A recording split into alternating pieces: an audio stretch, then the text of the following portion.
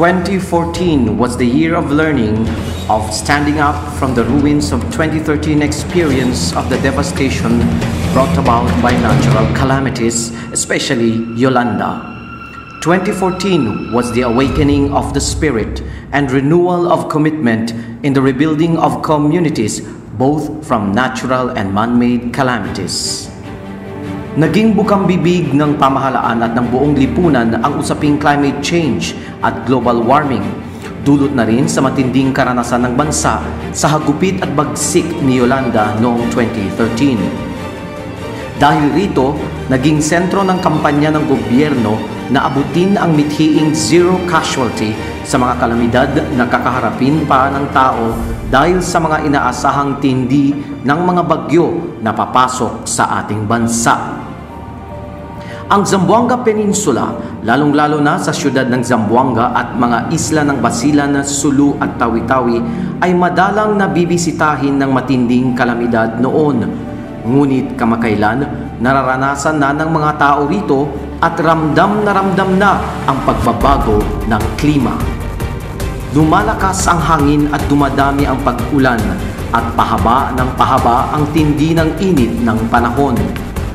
Napapansin na rin ng mga tao ang pabago-bago ng panahon sa lokal. Kung kaya't ang kampanya ng nagbabago na ang panahon na para magbago ay isa sa naging highlight ng PIA Zambasulta. Sa pakikipagtulungan sa Department of Environment and Natural Resources o DENR, Pag-asa, FIVOX, Office of the Civil Defense, kasama ang mga local government units at non-government organizations, puspusan ang mga information drives at advocacy campaign ng PIA sa Zamboanga City at Basilan. Kaliwat kanang forum at community pulong-pulong ang ginawa sa iba't ibang lugar ng lipunan mula sa academe, eskwelahan, sa LGUs, barangay, militar at iba pa.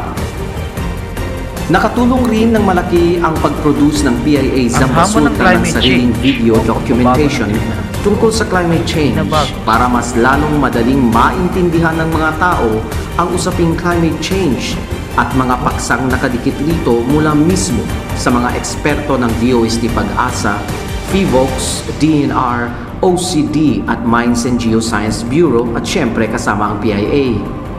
Naging malaki rin ang naging papel ng PIA sa Treevolution kung saan ang Zamboanga City ay lumahok sa pagtanim ng mga mangroves. Nakiisa rin ng ibang mga syudad at probinsya kahit hindi sila naging opisyal na kalahok sa Treevolution. Pag-intindi sa usaping pagbabago ng klima at ang epekto nito ang naging sentro ng kampanya upang maging mas handa ang ating mga kababayan sa darating mga sakuna. Sa dami ng mga sektor at komunidad ng gustong abutin ng PIA, limitado ang naging galaw dahil sa kakulangan ng tao at ibang pangangailangan. Kaya't hindi nabigyan ng karampatang awareness activities ang Sulu at Tawi-Tawi dahil walang PIA personnel sa mga lugar na ito. Limitado man, ngunit naging matagumpay pa rin ang kampanya dahil sa dami at lawak ng naabot ng iba't ibang medium sa kampanya gaya ng press releases sa print, broadcast sa radio, text messaging gamit ang cellphone at social media gaya ng Facebook at YouTube. Ang Zambasulta ay nahaharap rin sa usaping pangkapayapaan. Ang atake sa Zamboanga ng isang faksyon ng MNLF at ang naudlot na atake naman ng parehong grupo sa Lamitan, Basilan noong katapusan ng 2013 ay nag-iwan ng matinding marka at trauma sa mga tao rito. Ang 2014 ay naging taon ng paghilom ng sugat at pagbangon ng mga apektadong lugar.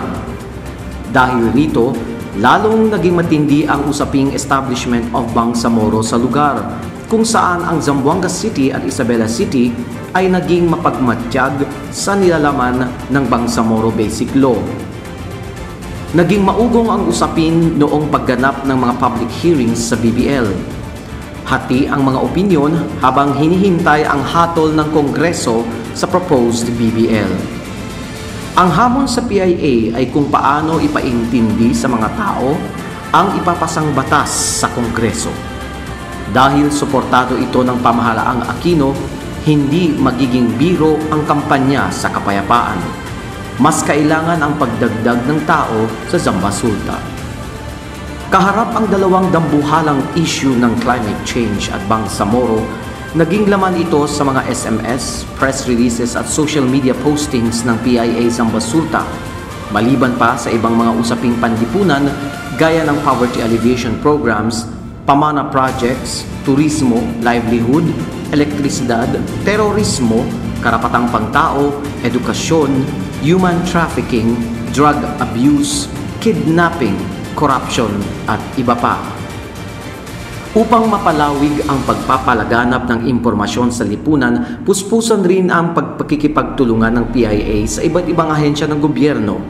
Kamakailan, nag-host rin ng Zamboanga sa pangunguna ng buong Region 9 ang 12th Mindanao Communicators Network Congress kung saan samut-saring mga issue ang pinag-usapan. Puspusan rin ang pag-attend ng PIA Zambasulta personnel sa mga interagency meetings, conferences, seminars at workshops upang mas mapalakas pa nito ang kapasidad na makahatid ng makabuluhan, tama at timely na impormasyon at kaalaman sa taong bayan.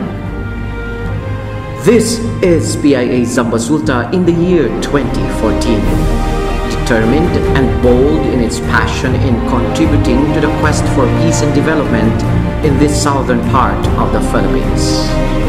We make things happen.